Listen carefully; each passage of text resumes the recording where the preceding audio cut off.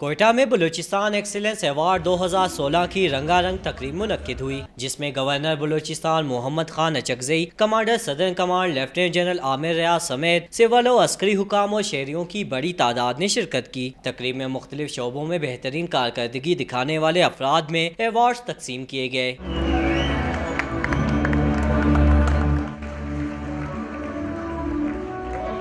मैंने जो अवार्ड लिया है ये मेरा नहीं है बल्कि मेरे कौम का है, जिन्होंने मुझे हौसला दिया, यहाँ तक पहुँचाया। तकरीब में मुल्क के नामवर फनकारों ने भी उम्दा परफॉर्मेंसेस पेश की और शुरका को खूब महसूस किया।